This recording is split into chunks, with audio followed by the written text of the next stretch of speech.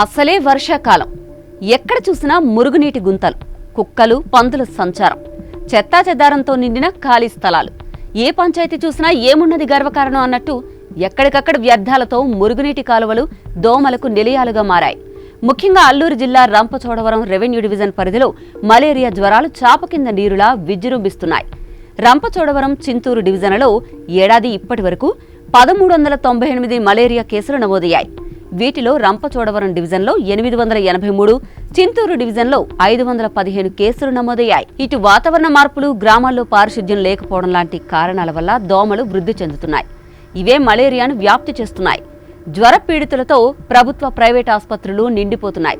ప్రస్తుతం కురుస్తున్న వర్షాలకు గ్రామాలు చిత్తడిగా మారడంతో దోమల ప్రభావం కూడా ఎక్కువగా ఉంది. గ్రామ పంచాయతీల్లో పారిశుధ్యం మెరుగుపరచడంలో సిబ్బంది నిర్లక్ష్యంగా వ్యవహరిస్తున్నారు అన్న విమర్శలున్నాయి. ఇక చెత్తాచెదారంతో నిండిపోవడం, నీటి మడుగులు, డ్రైనేజీ వ్యవస్థ సరిగ్గా లేకపోవడం వల్ల కూడా మలేరియా దోమల లార్వా వ్యాప్తికి దోహదపడుతున్నాయి.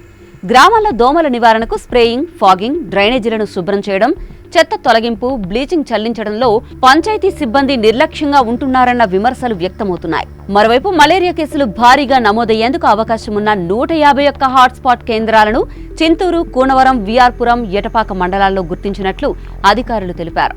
గతేడాది 2 కంటే ఎక్కువగా మలేరియా కేసులు నమోదైన ప్రాంతాలను హాట్స్పాట్లుగా గుర్తించారు. ఆ ప్రాంతాలను హైరిస్క్ ప్రాంతాలుగా గుర్తించడంతో పాటు యాంటీలార్వా, ఫాగింగ్, స్ప్రేయింగ్ లాంటి కార్యక్రమాలు యుద్ధ ప్రాతిపదికన చేపడుతున్నారు.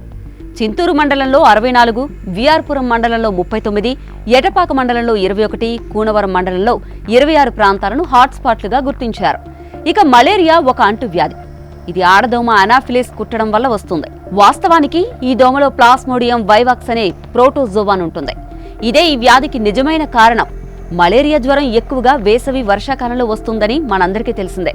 ఇటు అనాఫిలిస్ కాటుకు గురైన వెంటనే ప్లాస్మోడియం వైవాక్స్ మానవ శరీరంలోకి ప్రవేశిస్తుంది.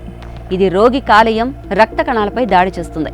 సరైన సమయంలో చికిత్స తీసుకోకపోతే రోగి మరణించే అవకాశం కూడా ఉంది.